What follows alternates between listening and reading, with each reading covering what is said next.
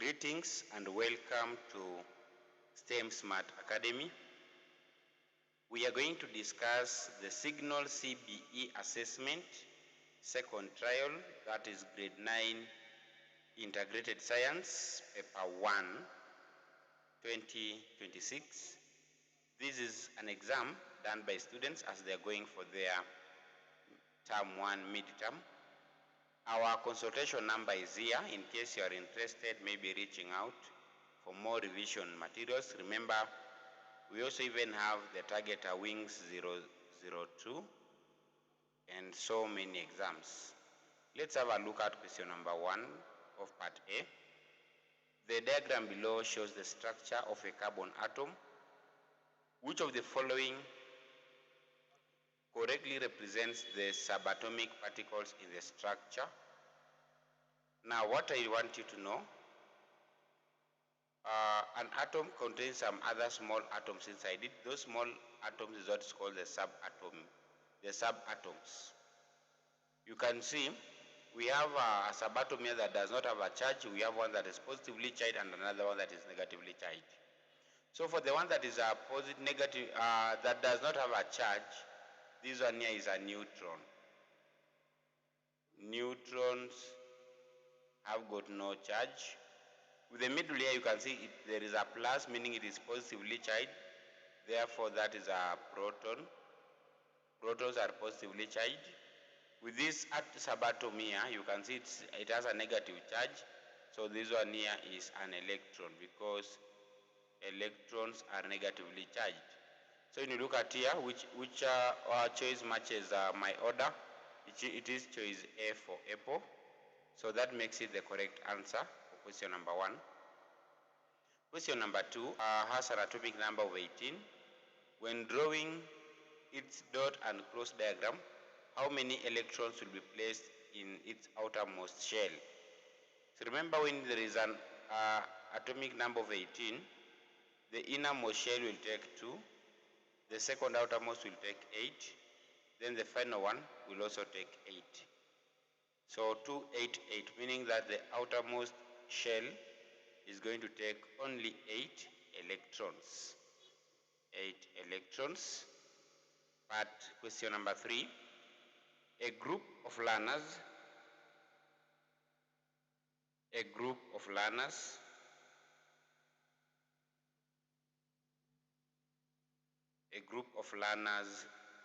were asked to classify elements. A group of learners were asked to classify elements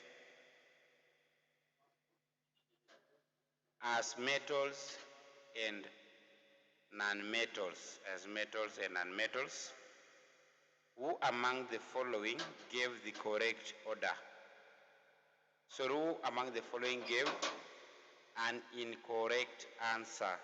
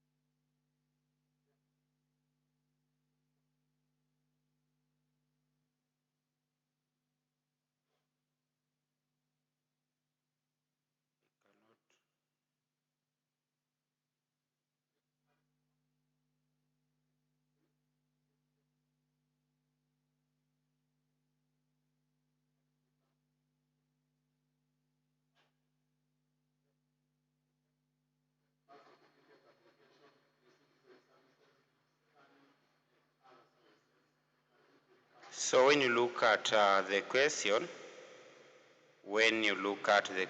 you need to be very, very keen.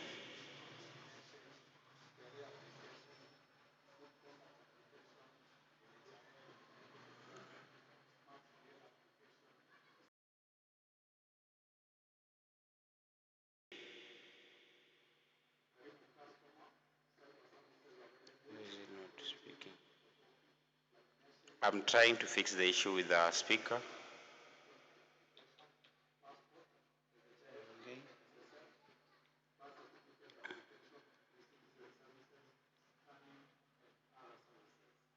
So you want to see the learners that gave the incorrect order.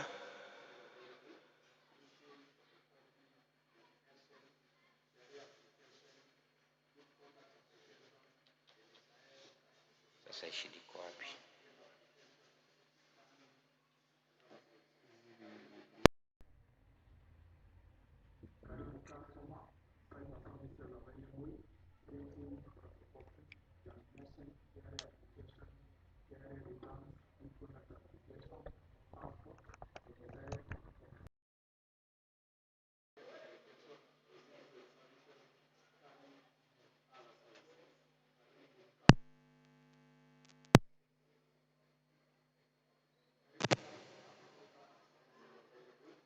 We are still working on it. We are still working on it.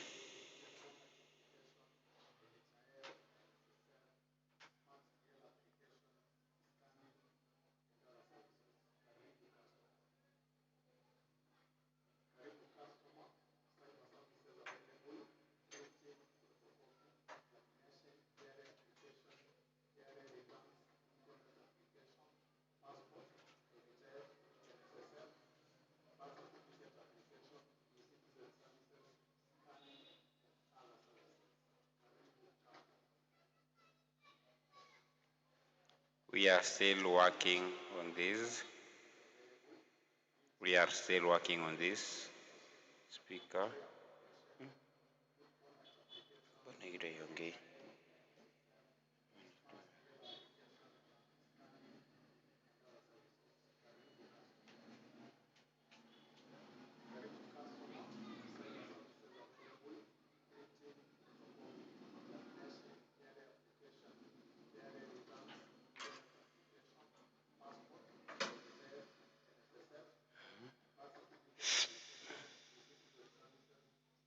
Because of the plugin.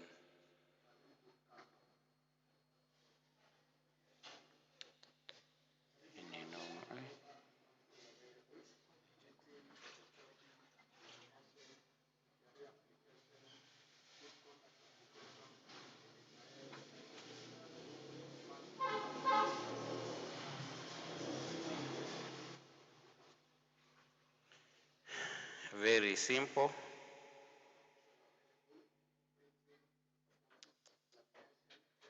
Kitu imekwama. Hebu saidia simu yako kidogo ninge YouTube. Kuna tu.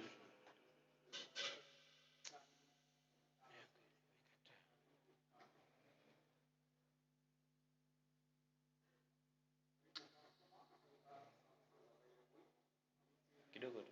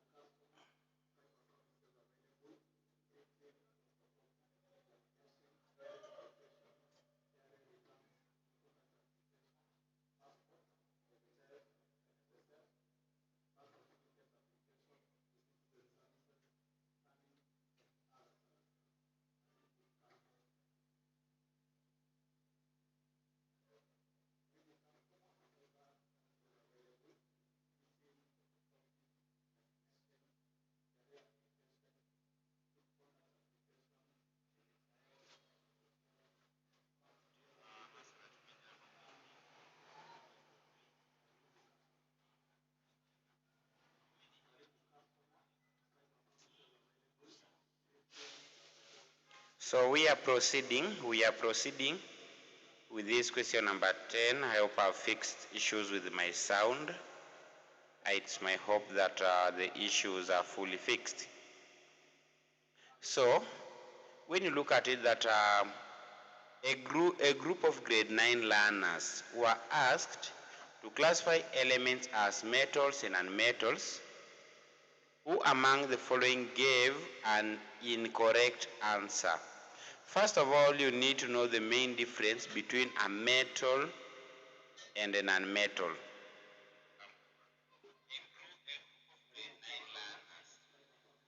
So when you look at it well, A, we have sodium. So we ask ourselves if sodium is a metal. First of all, you need to identify the atomic number, or rather the position of sodium in the periodic table. The moment you identify its position, it becomes very easy to give its category. So in the periodic table, sodium is normally number 11. Being number 11, then its electron configuration is 2, 8, and 1. Part B, nitrogen is a non-metal. Let's see. And when you talk about nitrogen, first we also need to know nitrogen is normally position number 7 in the periodic table, meaning its electron configuration here is 2, 5. Aluminium is number 13, 2, 8, 3. Potassium, you need to know also the position of potassium.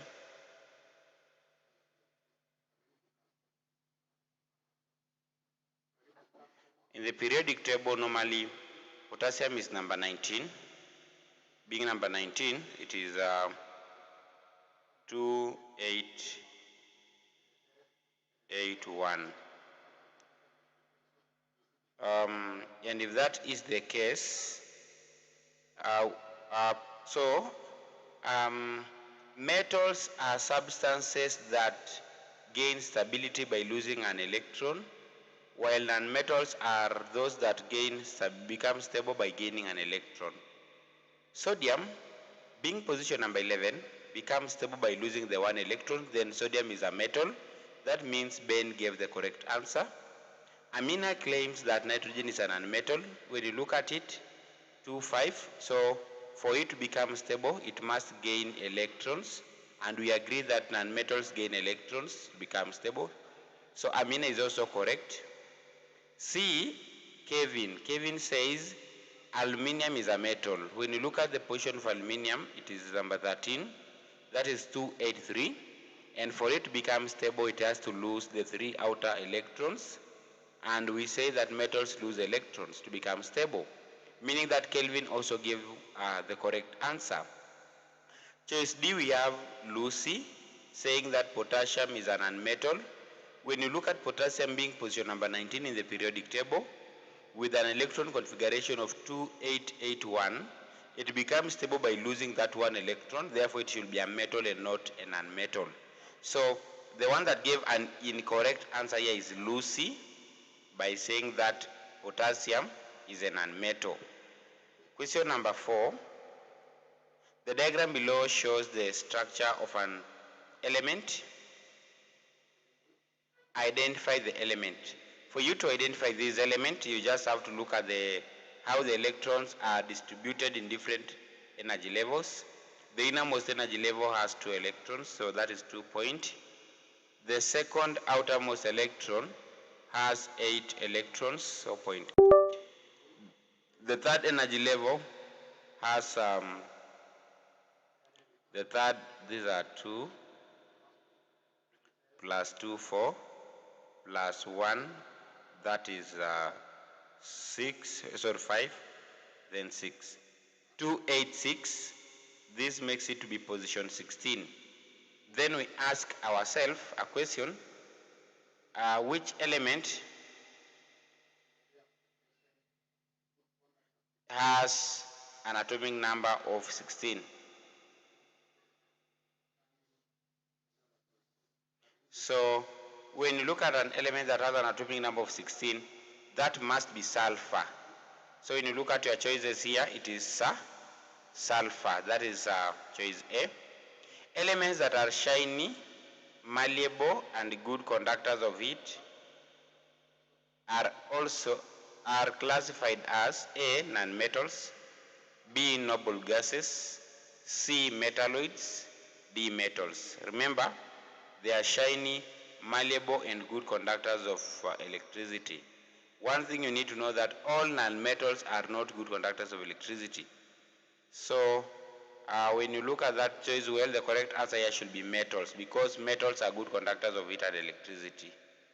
That makes choice D for dog the correct answer. Which physical property of metals allows them to be hammered into thin sheets without breaking? That should be malleability, B for boy. An alloy is formed by combining two or more elements, at least one of which is a metal. Why are alloys commonly made? Why do we make alloys? A, to make metals more reactive. B, to change the color only. C, to improve the strength and the resistance to corrosion. D, to make metals weaker. So we make alloys simply to improve the strength and resistance. Remember, this combination of two or more elements, they are of different strength. So that is simply to improve the strength and the resistance to corrosion, which make choice C for cat the correct answer. Question number 8. A stainless steel is commonly used to make kitchen utensils and medical instruments. Which elements are mainly combined to form steel? What do we use to form steel? A,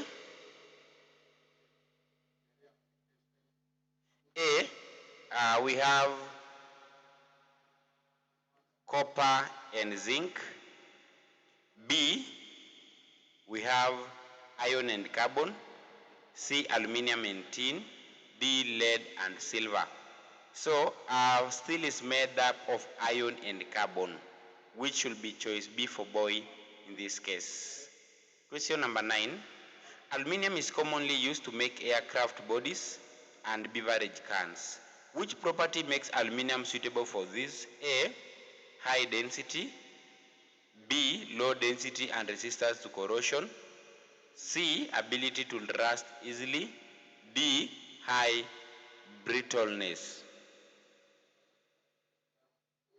So because we use it to make aircraft cones, aircraft bodies, that means it should be something of lightweight that can fly in the sky, meaning it should have a low density and resistance to corrosion. That makes it B for boy. What is the average length of a typical menstrual cycle in a healthy human female? Remember the average length for a typical menstrual cycle. A, 7 days. B, 14 days. C, 28 days. D, 40 days.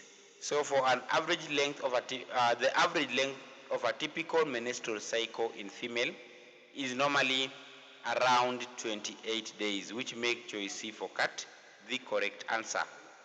The grade 9 integrated science teacher advised learners on proper menstrual hygiene. Which of the following practices best supports good menstrual hygiene? A, changing the sanitary towels only once a day. That's very dangerous. B, avoiding bathing during the period. No, very dangerous. You need to maintain high level of hygiene. C, changing the sanitary materials regularly and washing the body. Yes, that's very true. D, reducing the water intake to stop the flow. No, in fact, you should be taking in more water. Remember, as you are encountering that, you will be also losing a lot of water. So you need to take in more water to replace the lost water.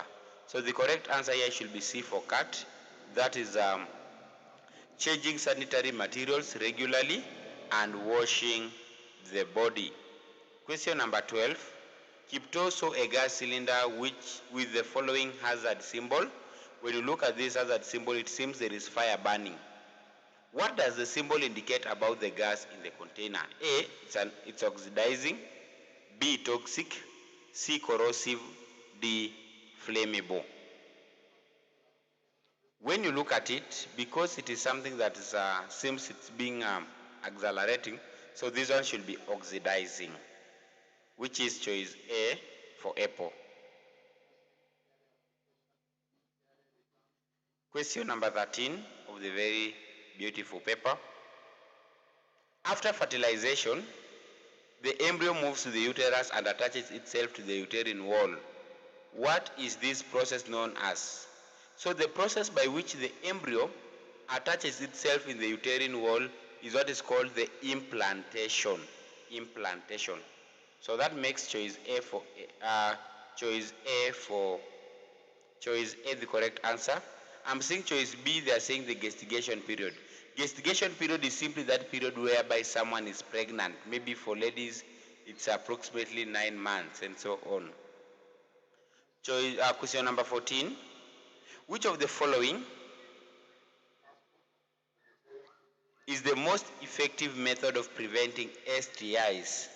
That is the sexually transmitted infections. Remember, dear learner, the question is looking for the most effective method. That means all other methods might be preventing, but which one is the most effective method? STIs. That is the sexually transmitted. Thank you to all those following. I'm very happy.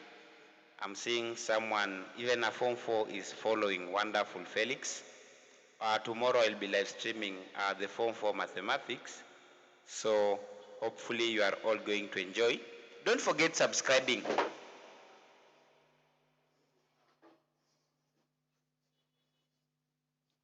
Don't forget subscribing to STEM Smart Academy. So we are looking for the most effective method of preventing STIs. A, taking a cold shower after contact. No, very dangerous still. As long as there has been contact, then you are most likely going to get it. Remember, we want to prevent, not to cure. B, using barrier methods such as use of condoms. Yes, that one is slightly acceptable. C, eating a balanced diet. No, a balanced diet has nothing to do with STIs. D, washing clothes with extra soap. No, even if you wash using a lot of soap, still that one cannot stop STI. So the correct answer here is using barrier methods such as condoms. Question number 15. A group of learners set up the experiment below. You can see a can with holes at different depths, then projecting the water outwards at different distances. From the experiment, they concluded that pressure in liquids A decreases as the depth of the liquid increases. Very wrong. B, it is the same at all depths. Very wrong. C, the pressure in liquids increases as the depth of the liquid increases. Very true. D, the pressure in liquids depends only on the volume of the liquid and not the depth. Very wrong. So the correct answer here is C for cat. Question number 16. Which pair below consists of organs that produce the reproductive sex cells? Very important. They want the organs that produce the reproductive sex cells. When we talk about the reproductive sex cells, in a lady, it's what is called the ova or the ovum. Then in male, we call it the sperms. But now, we want the organs that produce them. In a lady, ova is produced in the ovary. The ovary is the one that is responsible for production of the female gametes, that is the ovum. And in male, sperms are produced in the testes. Testes is the one responsible for production of sperms. So let's look at this. A, ovum and sperms. So when you look at choice A, it's just giving you the reproductive sex cells, not the organs responsible for producing them. So that makes choice A wrong. B, penis and vagina, very wrong. The penis is used to deposit sperms into the vagina, and the vagina is the one that normally receives the sperms from the men. C, ovary and testes, very true. Ovary is the sex cell for a woman. So it's an organ responsible for production of ovum. Testes is the one responsible for production of sperms. D, sperm duct, no. Sperm duct is I can say is a passage through where sperms follow. Oviduct, no, aside for fertilization. So the correct answer here is C for cat once again. Let's have a look at question number 17, ladies and gentlemen.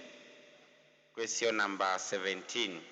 Remember, this is a paper that many schools are doing as they are pushing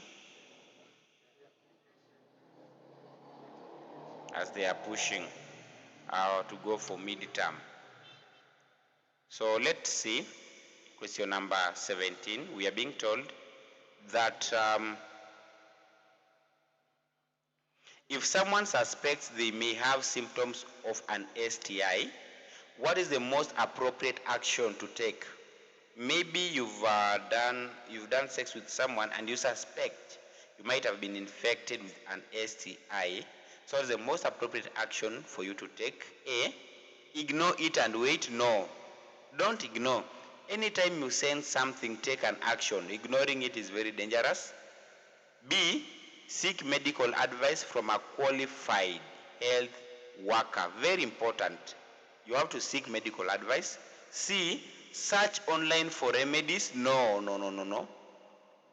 In fact, issues with your health, always seek medical advice. Do away with these online things. D, use homemade remedies. No. So the correct answer here is to seek medical advice from a qualified health worker. Question 18. Which of the following parts is found in a plant cell but not in an animal cell? A, nucleus. No, nucleus is found in both plant and animal cell. C, the cell membrane. No, both the animal cell and the plant cell have the cell membrane. C, the cell wall. Yes, the plant cell have the cell wall, but the animal cell does not have the cell wall. D, the cytoplasm. They both have the cytoplasm. So the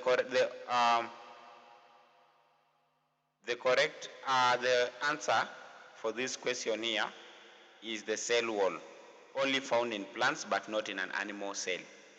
Question number 19. A learner uses an eyepiece lens with a magnification of ×10 and an objective lens with a magnification of ×40. What is the total magnification of the microscope? So what I want you learners to know is that the total magnification is obtained by taking the eyepiece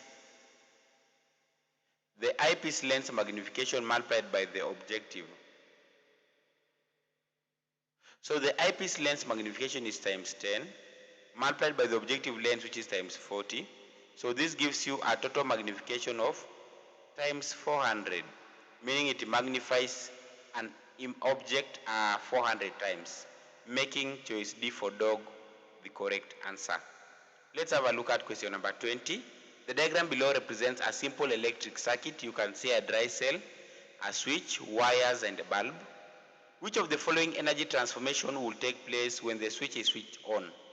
Now, when you put on the switch, the energy stored in the dry cells is in chemical form. So, from chemical, when that energy gets transferred to wires, as it's moving along the wires, it is now in electrical form. So, it is chemical to electrical. Then, when it's there in the bulb, it is in heat form. Then now the bulb changes the heat into light. So the correct pattern here should be chemical, electrical, heat, light. Chemical, electrical, heat, light. That should be the correct pattern. And when you look at our choices, the correct answer here,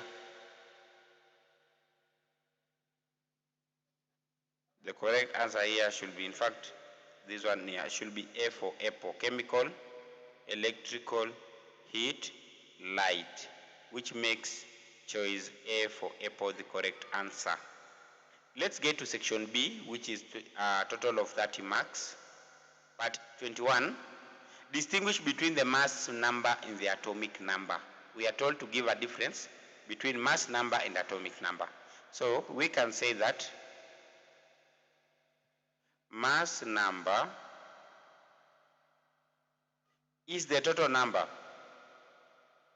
Is the total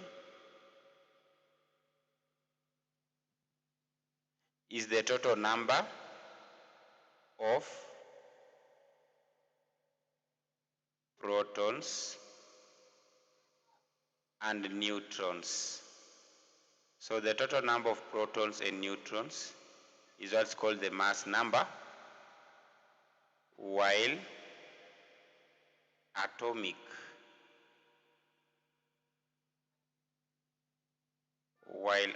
number is the number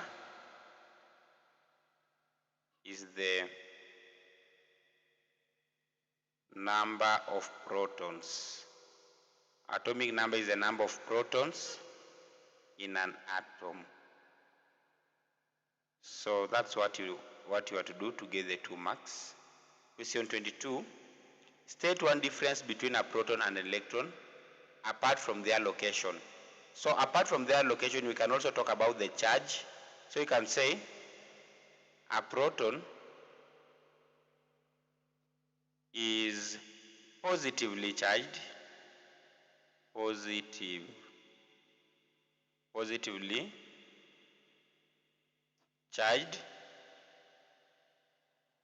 while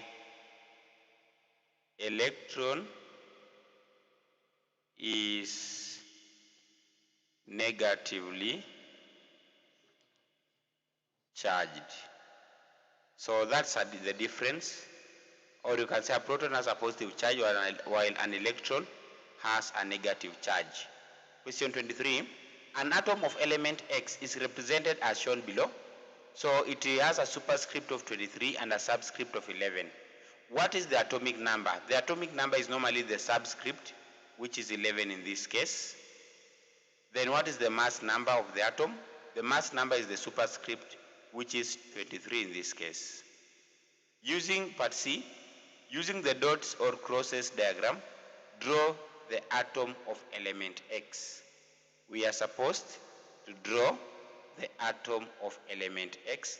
That is a very simple question, ladies and gentlemen. Because it has an atomic number of 11, what you need to know, its electron configuration will be 2.8.1. So this element X, in the first energy level, it's going to have 2 electrons that way. I want to make it very clear for my learners. It's going to have 2 electrons that way. In the second energy level, it will have 8. So 2 there, 2 here, 2 here, then finally 2 here. Then finally, in the third outermost energy level, it will have only 1 electron that way. So that's how you do the distribution of electrons for element X. Part D, show the electron configuration of a stable ion formed by element X. Because this element X is 2.8.1, it becomes stable by losing its 1 outermost electron. It becomes stable by losing that 1 outermost electron. So once it loses the 1 outermost electron, so to show the electron configuration of a stable ion, so once it loses this 1, you are going to have it 2.8. Remember, for something to become stable, then it means the outermost energy level should be at 2 or 8. Question number 24. An element P, note its real name, has an atomic number of written as 15. Identify element P. Because we said atomic number is the number of protons in an atom, so we are going to look at the periodic table. Which element has 15 protons? So this should be phosphorus. The one that has an atomic number of 15 is called phosphorus. Part B, from A, what is the chemical symbol for element P? After we've identified that it is phosphorus, then now what is the chemical symbol for phosphorus? Phosphorus is normally P, capital P. Is element P a metal or an nonmetal? How do you know that it's a metal or a non-metal? Remember, metals become stable by losing electrons, while non-metals become stable by gaining electrons. Because element P is having an atomic number 15, the electron configuration will be 285. Then you can see the outermost energy level is 5. Therefore, this element becomes stable by gaining 3 electrons. Those elements that become stable by gaining electrons are non-metals. Therefore, that means that this element here is a non-metal. And in an exam, if you are asked why it's a non-metal, you simply say it becomes stable by gaining 3 electrons. Part D, write down the electron configuration of element P. Already we've written it here. That is 2.8.5. That is the electron configuration of element P. Question number E, draw a dot or a cross diagram to represent this atom of P. So this atom of P, in the first energy level it only takes 2 electrons. In the second energy level it must take 8, so that is it must take 8 electrons. That way. Then in the last outermost energy level it's only going to take 5. So that's 2, 3, 4, 5. So that's how you distribute it. Let's look at question number 25. Remember, we are going up to question number 30. Question number 25 says, metals such as copper can be drawn into wires as illustrated below. You can say a copper metal has been drawn into a copper wire. Which term refers to this property of metals? So such a property, learners, is what is called ductility.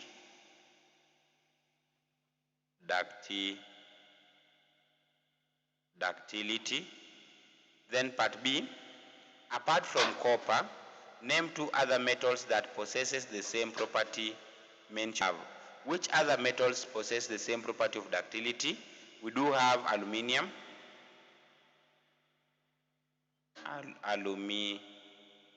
aluminium. We also have iron. So we have aluminium and iron. Question 26. The following setup was used to investigate rusting in an iron. Study it and answer the questions that follow. Part A, name the 2 conditions that accelerate the rusting process. The ones that accelerate, remember, one is presence of water. Presence of water. Number next is presence of oxygen. Presence of oxygen. Part B, state the observation made in test tube A and B. When you look at test tube A, we have tap water. Test tube A has iron nails. Test tube B has also iron nails, but at the top of that it's covered with oil. Test tube C has also iron nails, but with boiled water, not tap water, and anhydrous calcium chloride. So the observation made in test tube A and B here is that in test tube A, we can say rust formed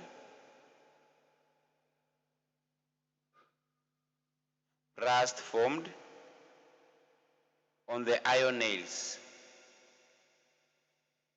Rust formed on the iron nails. In test tube B, we can say, because B we have oil here, this oil is preventing the entry of oxygen. So because there was no oxygen here, we can say rusting did not take place. Rusting did not take place. Part C, explain why rusting did not occur in test tube C. In test tube C, we can say that boiling water expelled all the oxygen in the water. Boiled water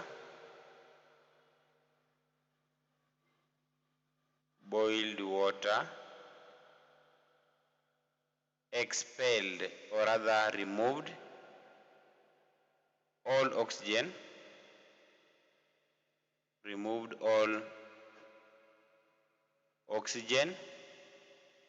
in the water.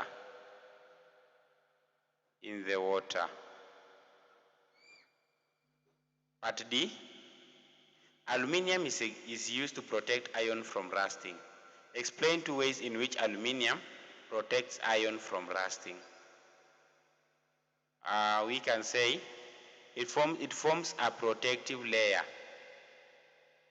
Aluminium forms a protective layer. Aluminium forms a protective layer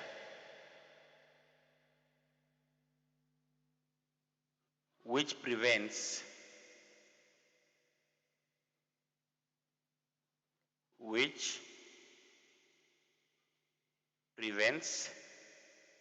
contact. So I'm saying which prevents contact with air and water.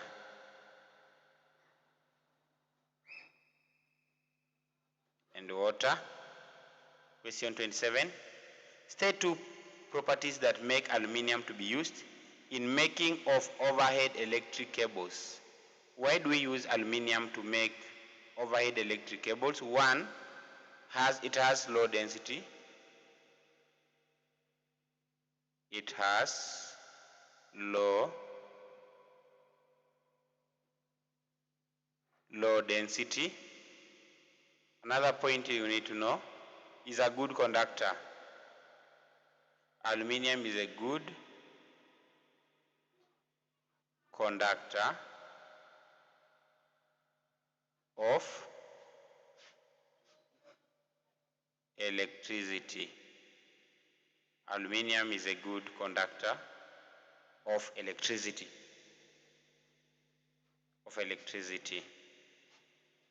Question number 28. Movement of materials take place through different processes. To demonstrate one of the processes, a learner used the setup below. You can see we have water in a beaker.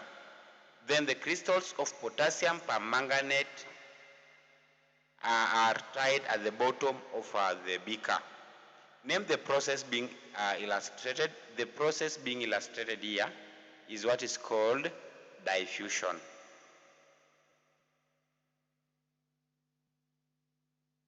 Diffusion is the process. Explain the observation made in the beaker after 10 minutes. So after 10 minutes, all the crystals of the potassium permanganate will spread out all over the beaker and occupy the space. So we are going to say the particles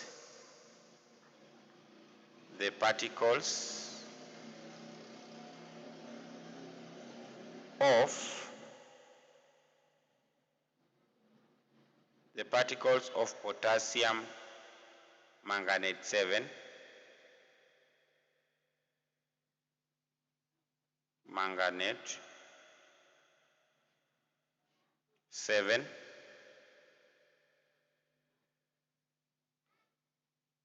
the particles of potassium permanganate 7 moved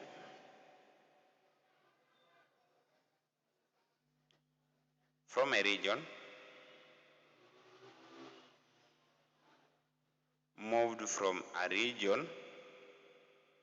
of high concentration